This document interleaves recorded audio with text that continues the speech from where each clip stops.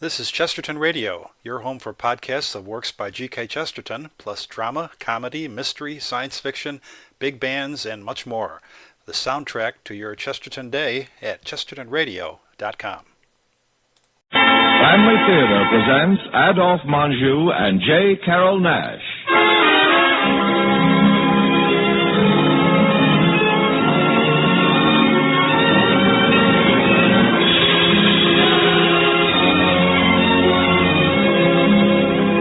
From Hollywood, the Mutual Network, in cooperation with Family Theater, presents Two Tickets for Stockholm, starring J. Carrol Naish. To introduce the drama, here is your host, Adolphe Menjou.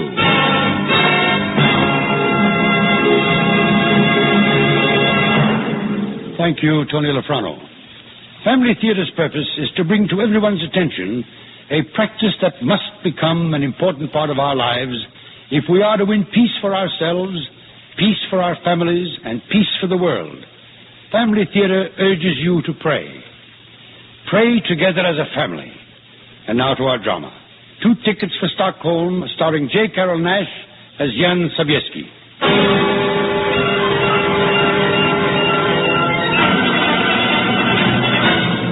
First, let me say my name is not Sobieski. It is something else, but I cannot say what because we still have relatives in Poland. It would not be so good for them, you understand, if the communists knew my real name. I have a wife, Rhoda, and two children. I operated a bookstore. When I decided we must leave Poland, Michael was 15, Marilka 13. They were in danger of losing their souls. We were a happy family, just like everyone else around us, before the communists came. I remember. Jan? Yes, Rhoda? Are you alone? I am now. I would like to talk to you. Well, that is one of the privileges of a wife, even during business hours, especially when the shop is part of the house. Michael, Marilka, come with me. Now, what has happened to you two? Little girl with a black eye and a boy with clothes that look as though he has been rolling in every street in Warsaw. Just look at him. Is this a way to come home from school? She started it. It's her fault. Well, Marilka? I didn't begin this, Von. What did begin it? Oh, do you remember the wild rose bush you and Mommy brought home from the woods the last time we were on a picnic? The one we planted down by the fence, dear? Yes. Oh, Mommy, the boys stamped on it and broke it all down. Why? Oh, they say we're old-fashioned because we believe in God. I see. Well, it's a nice, comfortable way to be old-fashioned, I think. Oh, what can I tell them when they talk like that? Tell them you're proud to be old-fashioned because you understand why you are on earth. And ask them if they do. Tell them it's nice to love God, for it makes you feel all warm and kind and contented inside.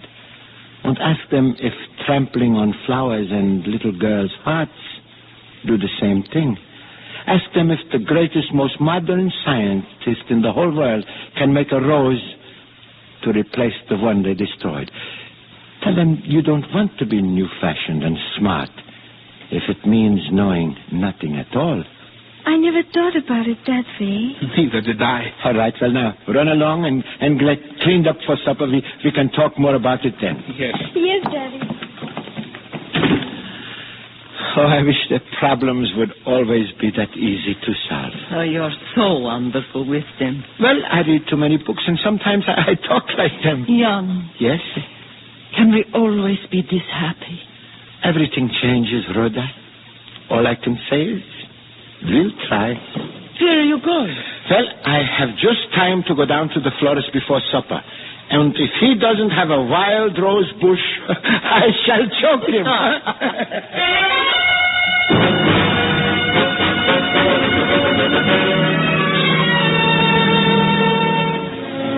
Then came the communists. Overnight, almost everything changed. Oh, we tried to keep on being happy, but it was very hard. Rhoda and I didn't care so much about ourselves because we became filled with anxiety for the children. Almost immediately, they were forced to attend ZMP, youth meetings. And within a few months... Brother Michael, Marilka, it's 1:15. We'll be late for Mass. Marilka, what are you doing in that uniform? Michael and I have to go to the youth center. But you cannot wear that dress at Mass. I'm not going to Mass. Not going? What are you saying? The time for the meetings have been changed to 8 o'clock on Sunday morning. I'm not responsible for the change. Take off that uniform. I'm sorry, Father. Talk it over with our leader. If he says I can attend Mass instead of the meetings, I shall do so. Goodbye.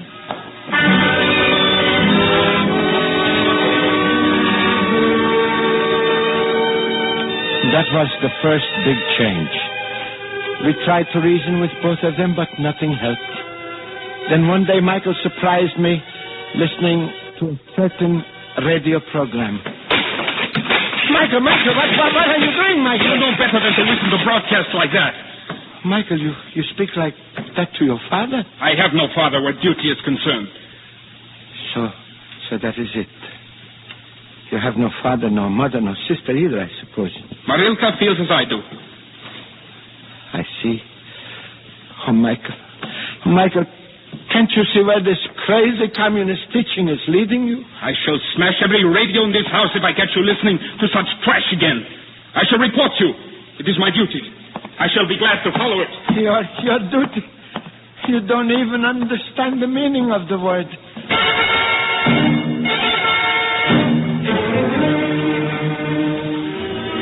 I was reluctant to make an issue of what my children were doing, for it might drive them completely away from me. 2 weeks later, matters came to a head. Michael, what are you doing looking through my account books? I am copying down what I find there. Why? Did you ask? I demand an answer, Michael. Didn't you ever hear of the KWS? Oh, dear God. Michael, you don't belong to that. It is my privilege to do so. You need the evidence. To wreck my shop, is that it? You have resisted communization by the state. I have no other choice. Marilka, take this report to Adam Krasinski. He's waiting for it. Yes, Michael. Now, wait.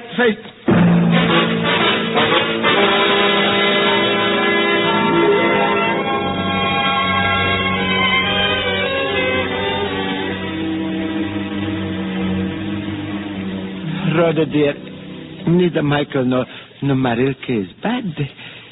Down underneath, they are bright and shining as they first were. It is only this layer of communist filth that must be cleaned off. And then their brightness will once more shine through. We will save them in spite of themselves. What are your plans, Jan? Well, Rhoda, school will be out in another week. I have rented a summer house on the Baltic seashore. We will go there as soon as we can. We will not be allowed to go. Yes, but I have a permit. All is in order since I promised the authorities to be a good party member. And once there, I shall rent a boat with a motor, put in provisions. The distance is not great across the channel to Sweden, so we shall not have to take very much. You don't know anything about a boat? No, but I shall learn, and we shall have a compass, and God will help us. And Michael? Well, Michael has always loved the sea. He will not learn the true reason for our excursion until it is too late. Where are we going in Sweden? That is where my real genius comes in. You and Marilka will go to Helsingborg. Here, I have a letter from Vincent Kadlublek, who went there last spring. How did you get such a letter through? Well, there are ways. And you will contact him as soon as you reach the city, but you must memorize his address, and he will help you find work and rooms in which to live. But aren't you coming with us? Well, across the Baltic, yes, but not to Helsingborg. It will not be good for Michael to be in a city where he can hear and talk politics. Vincent Kadlublek helped me there, too. Through an employment bureau, he secured me a job as a woodcutter in the northern forests. Michael and I will go there by train as soon as we land. Oh, no. It is the only way. I have prayed and and thought and prayed some more. And, well, my mind is made up. Let Marilka and me go with you. To the lumber camp? There must be some other way, Jan. You're not used to work at that time. It will kill you. If it will save Michael, it will be worth it. It is in God's hands.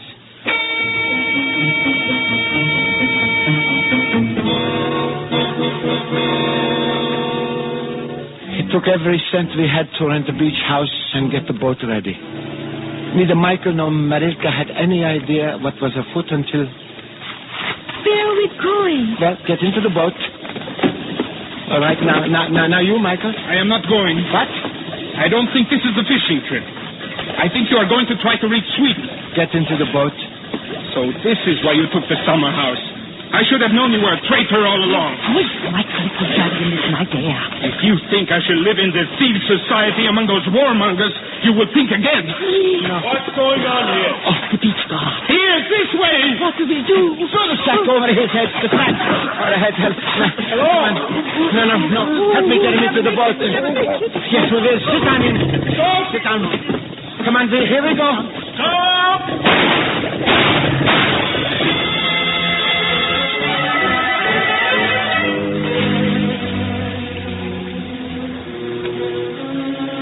That is how we left Poland. And like a storybook, we were almost caught.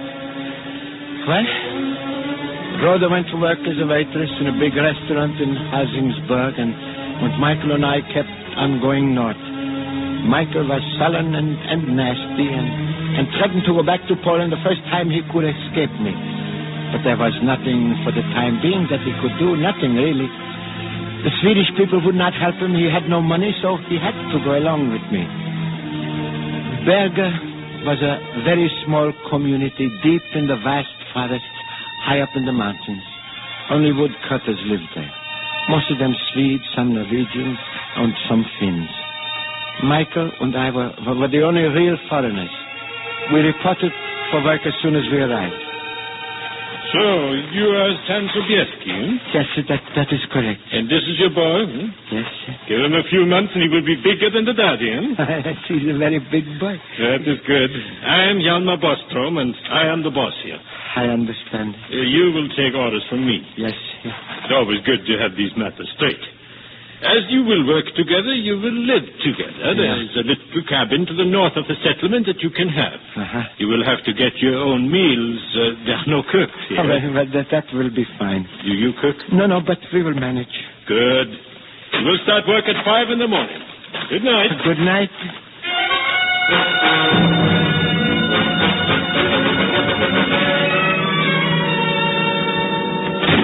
If you think I'm going to live here, you're crazy. There's nowhere you could go to. I won't work. Michael, I think it is about time you and I get something straight, Michael. You are going to stay here, and you are going to work because there is nothing else for you to do. And if you don't, you'll starve, for no one is going to help you to live here. Now, is that clear? I'll find a way. There will be no one to talk politics, no one to talk to you about them. And if you do find someone, he will hate the communists as much as I do. And it will be better for you to keep quiet. And I require only one thing of you. What is that? You will say your prayers every night before you get into that bed. And even if you throw a prayer at God, he will hear it. Maybe he will help you in spite of yourself. And if I don't?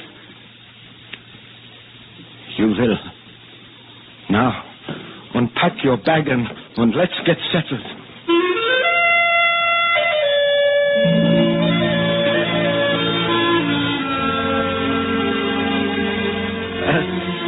Michael did as he was told. He had never heard me speak like that before, and it surprised him. Well, it surprised me, too, as a matter of fact. Well, the days began to go by. There was nothing but work, and more work, beginning at 5 in the morning.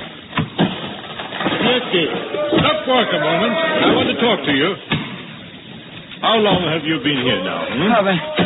Well, is it 2 months? Almost 2 months, exactly. You still handle that axe like it is a coffee pot.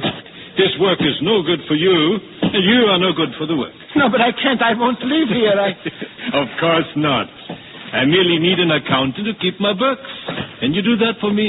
Oh, gladly. Give me that axe then and get on with it before I change my mind. Yes, sir. Now, Mr. Tree, I will chop you as you're supposed to be chopped.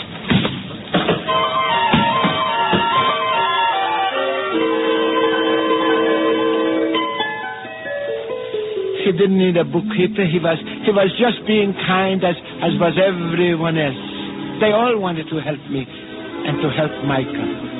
And as the weeks passed, Michael began to enjoy himself. And then at Christmas, he spoke for the first time of his mother and his sister. He said he wished we could be together, and then he went out and said no more about it. He spoke no more about Poland or the communists either. Then, one evening when spring came... Oh, you sent for me, Mr. Bostrom? I did. You sit down, please. I wish to ask you a question. Certainly. We have a new man here. He came last week. Oh, yeah, Pavel Thunberg, the Finn. I entered him on the payroll. He is no Finn. Well, what do you mean? He is Russian and a communist. Oh. He has been talking to the men. I see. He will not be allowed to stay, of course. Yes, but why you tell me? Michael is one of the men he has been talking to. Oh, well, it makes... There's no difference, because Michael will have nothing to do with him. They have been together several times. Mr. Bostrom, Michael and I are leaving here. I intended telling you later this evening. Oh. But where are you going? To Stockholm. We will meet the rest of our family there. It's too bad you can't go home. Well, makes no difference.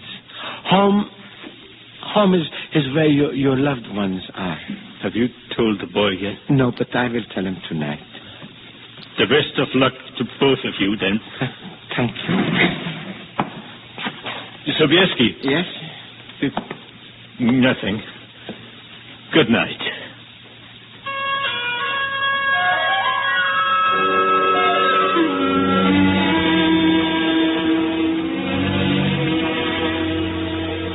And as I walked back to the cabin, I was a bit angry with Bostrom for even thinking that Michael should listen to Pavel Thunberg.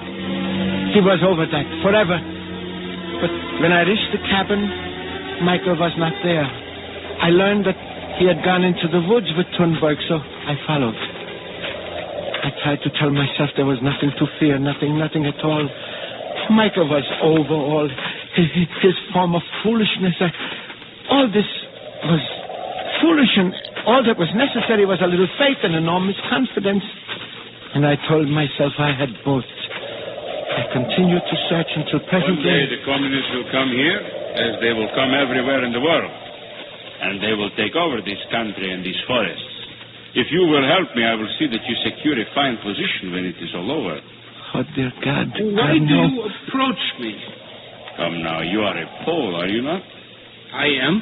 Your father once owned a bookshop in Warsaw, and you were a member of the ZMP. How did you know that? Please, comrade, give the party credit for even simple intelligence. Now, you will help. I don't know. It is impossible that you have forgotten the high principles for which we stand. You must remember all you have been taught about progress and modern thought. I shall have to think. I stood there for a moment, stunned at what I heard, and it seemed as though I couldn't move. Michael and the Finn went further into the forest talking, and then when I could, I followed them. I heard the sounds of fighting. What are you doing? Michael! Michael, let me help you! Take back, father. I can handle it.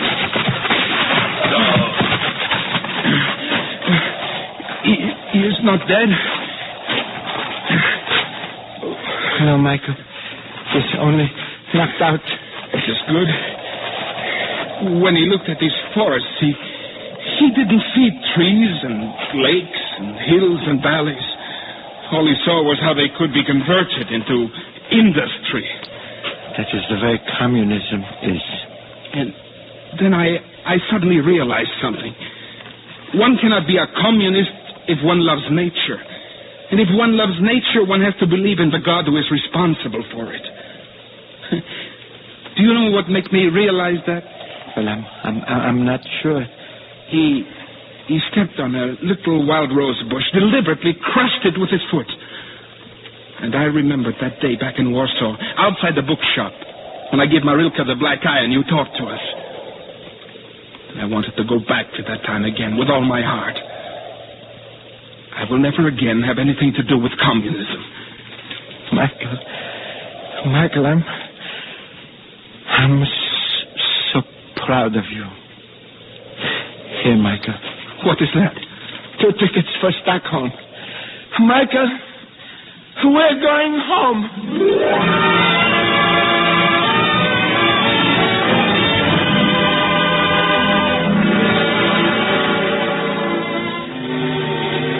Well, that is all there is to tell.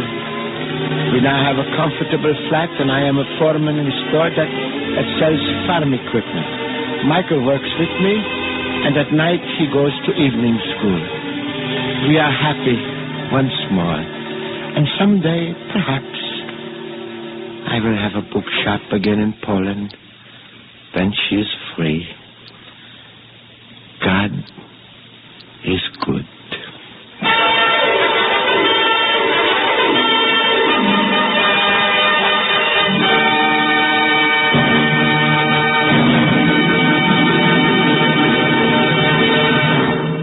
This is Adolphe Manjou again. An early American pioneer, the founder of my home state of Pennsylvania, William Penn, once said, "A people who will not be ruled by God will soon be ruled by tyrants." I think that sentence should be engraved on tablets or cut in stone or framed in a prominent place in every American home, particularly in these days when 1/3 of the human race is either dominated already or else at death grips with atheistic communism. The story which we have just heard has made this very vivid and has also shown the intrinsic evil of a system which purposely corrupts the hearts and minds of youth. This was a true story, a story set to family theater by the Crusade for Freedom, the independent movement of the American people that uses the weapon of truth to fight communism behind the Iron Curtain. The Crusade for Freedom heard this story from a Radio Free Europe correspondent who interviewed our Mr. Sobieski in Stockholm. It has been a privilege to cooperate with the Crusade in bringing you this documented account of one father and mother who refused to let their children be enslaved, who fought for their children's minds, and who won that fight, principally by the motive, if not exclusively, by the means of prayer. Family Theater's only purpose is to urge everyone to pray and to remind us all that the family that prays together stays together. More things are wrought by prayer than this world dreams of.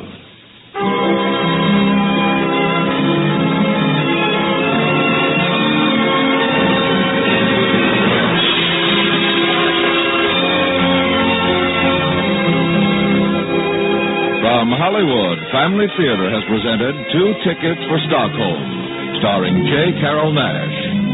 Adolphe Manjou was your host. Others in our cast were Irene Tedrow, Jill Oppenheim, Jack Crucian, Jack Lloyd, and Harold Dienforth. 2 Tickets for Stockholm, a true experience taken from the records of Crusade for Freedom, was adapted by Criffin J., with music composed and conducted by Harry Zimmerman, and was directed for Family Theater by Joseph F. Mansfield. This is Tony Lafrano expressing the wish of Family Theater that the blessing of God may be upon you and your home, and inviting you to be with us next week.